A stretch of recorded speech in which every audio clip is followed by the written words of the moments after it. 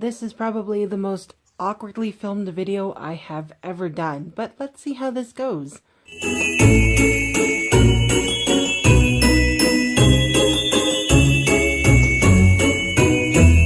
Hey everybody, welcome back to another holiday themed video.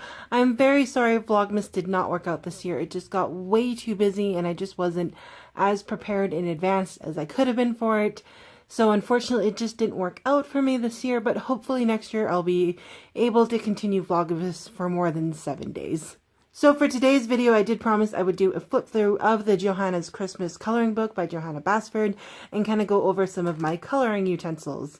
And today you won't see me at all, you'll be seeing my lovely hands in this video. So it should be fun. So without further ado, let me show you some of the pages that I have done. So to start off, I'm just going to go through and show off the pages I've done. I'll mention what markers I used, but then at the end I'll go over the markers more in detail of what I like and don't like about them.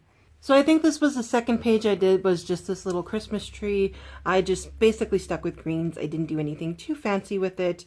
Greens, red, yellow, and brown for the trunk. It was a lot of fun to color. I just mindlessly put on an audiobook.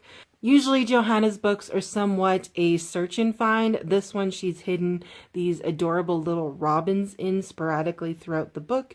So she just has these little Christmas robins that are hidden throughout her artwork in this one. The first page I did was just a circle of Christmas images and decor that I really like some of the ones that Johanna does in these circle formats. I was really proud of the way this one turned out. I found I was really creative with it, and I used the fine liner tip markers and they made everything turn out so well. I like the way the ink is distributed with these markers and just the boldness of the color. They don't really look like I was coloring. You don't really see the pen strokes as much, and it just turned out really well, and I was so happy with the way some of these things turned out. I love the way my little Christmas puddings look. They look adorable, and I really like the way the poinsettias look as well. And as well, the holly was just so fun to color. So far out of the pages that I've colored, this one still remains to be my favorite. This one is an uncompleted page. This is where I actually went out and bought myself a good box of pencil crowns, but I didn't like the way it was turning out. I attempted to do some blending, which wasn't turning out for me either. I didn't like the opaqueness or the strength of the colors that were coming through, although they are still rather good for pencil crowns. I'm just really picky about it. I will try to continue to complete this page, but so far it isn't my favorite, and pencil crowns are not my favorite utensils. This one I colored right after the Christmas tree one where I did in all green. I really liked the markers I picked up, but I found that their ink wasn't very evenly distributed. And I find that they tended to die on me if I was doing too big of a space and I would have to let them rest, or they seemed really faint in some area and thicker in another. I find though that if you had the practice, these would actually do pretty good for blending for markers. And I was kind of going for like a frozen icicle theme for this heart. And it didn't turn out exactly the way I wanted it to, but it's actually still kind of pretty. This double page spread is actually my second favorite next to the first one I did. I found that goldish brown color while I was just playing with the palette page in the back, and I fell in love with it. So I knew I had to use it for something, and I saw this double page spread and I used just reds and greens and that one gold. I used a lighter red and a darker red and then a lighter green and a darker green just to give it some definition, but you still can't really tell, but it still turned out really well, and it's just really beautiful, just the white and the boldness of the colors with the gold, the red, and the green. So the last page I have to show you is this frosted snowflake kind of stained glass window page. I'm working on this one currently. It's a work in progress. As you can tell, I'm not quite done the middle or the corners yet. And in this one, I actually incorporated some metallic markers. I couldn't find really good metallic markers, or the one I was looking for, but I did find some really decent metallic markers in the scrapbooking section at Michael's that work rather well, and I kind of like them. This one at first I wasn't too happy with some of the colors I incorporated, but then I just kind of stuck with it. But as the picture is now coming into completion, I'm really enjoying the color scheme and the way it's looking, and I really like how the silver is just bringing out those other colors and making everything pop. You can't really tell on camera, but it's really pretty, and I'm really enjoying the way the silver looks in it. What I really like about the Johanna's Christmas one is that she has this color palette test page, and as you can see, I've been using it quite a bit, and I don't believe in conserving space, obviously. This is where I tested out that color palette for that red and gold one. My snowflake one that I'm currently working for, there's a colored palette testing for that everywhere. I just could not decide, but yeah, so I've been using it, and it's been really, really helpful.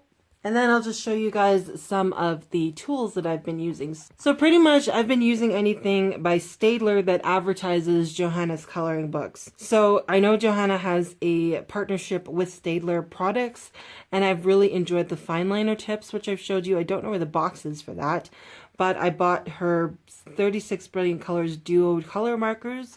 So they have a 0.5 and a 0.8 millimeter tip, and then they have a 3.0 millimeter tip, and they work really well, except for the fact with a double-ended marker, they are sharing the same ink source. So one end of the marker sometimes tends to be more inkier than the other end of the marker, or the ink distribution is very little or too much, and it's just not a very even distribution. But with a little bit of practice, I think that these markers can actually be pretty good for blending. So I'm going to do some experiments with blending as well with markers.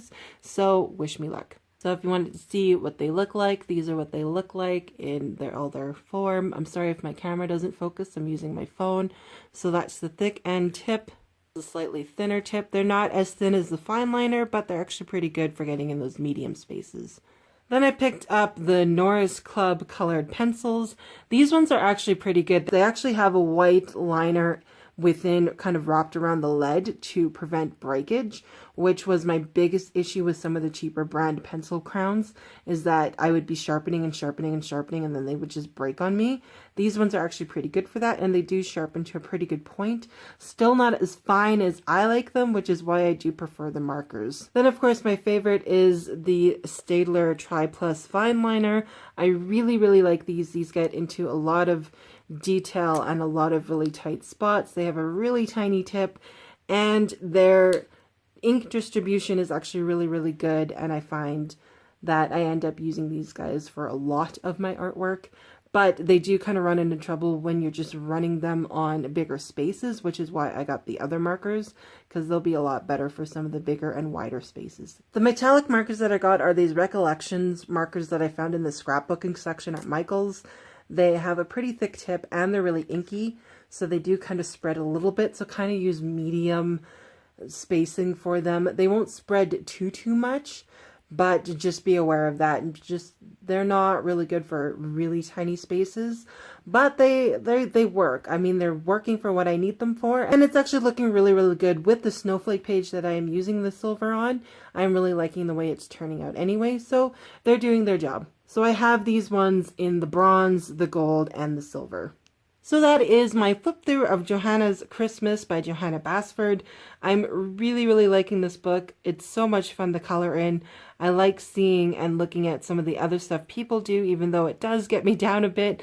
I still like looking at other people's artwork just to get inspiration and color palette ideas.